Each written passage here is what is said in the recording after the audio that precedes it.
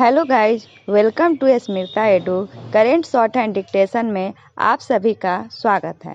आपको daily dictation सुबह में दिया जाएगा, जिसकी स्पीड होगी 80 और 100 शब्द प्रति मिनट। स्पीड 80 शब्द प्रति मिनट है, तो चलिए शुरू करते हैं। यह हास्यास्पद है कि विपक्ष इस बात की शिकायत राष्ट्रपति से करने की तैयारी कर रहा है कि संसद में हंगामे के बीच विधेयक क्यों पारित हो रहे हैं? क्या विपक्ष को यह नहीं पता कि वही तो है जो संसद में हंगामा कर रहा है? आखिर वह राष्ट्रपति से किसकी शिकायत करेगा? क्या खुद अपनी? सवाल यह भी है कि इस मामले में राष्ट्रपति कर ही क्या सकते हैं? विपक्षी नेता इससे अनजान नहीं हो सकते और ना है उन्हें होना चाहिए कि राष्ट्रपति के पास जाने से उन्हें कुछ हासिल होने वाला नहीं। राष्ट्रपति भवन तक उनके दौड़ संसद के बाहर धरना प्रदर्शन जैसे कवायद के अलावा और कुछ नहीं होगी। विपक्ष को अच्छा नहीं, प्रचार के अलावा और कुछ मिलने वाला नहीं है। उचित यह होगा कि विपक्ष इस पर विचार करे कि संसद के कारणों से नहीं चल रही है। यदि वह इस सवाल पर थोड़ा भी विचार करेगा तो उसे अपनी गलती का एहसास अवश्य होगा, क्योंकि आधे संसद नहीं चल रहे हैं तो उसके अड़ियल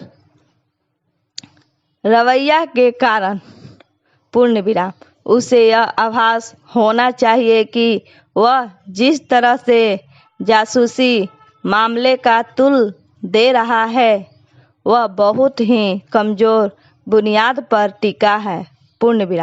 पिछले दिन सुप्रीम कोर्ट में इसकी पुष्टि तब हुई जब याचिकाकर्ता न्यायाधीशों के इस सवाल का जवाब नहीं दे सके कि आखिर इस मामले के प्रमाण कहाँ है?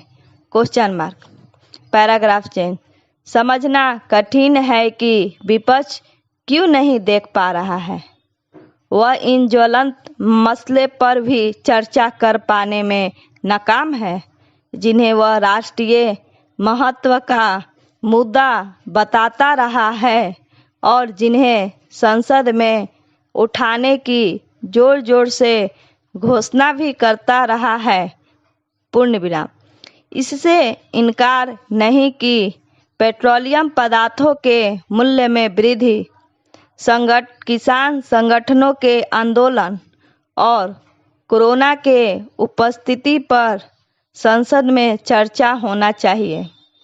लेकिन यदि ऐसा नहीं हो पा रहा है तो इसके लिए विपक्ष ही जिम्मेदार है।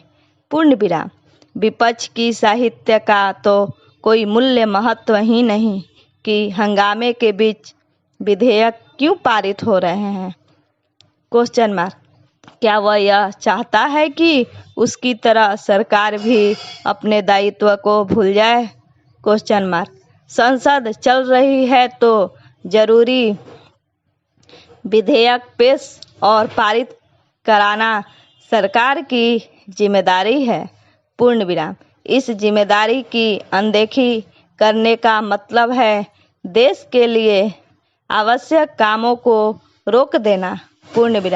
यदि विपक्ष चाहता है कि इन कामों में उसके भी भागीदारी हो तो फिर उसे ऐसे हालात पैदा करने होंगे कि संसद में व्यापक विचार विमर्श हो सके।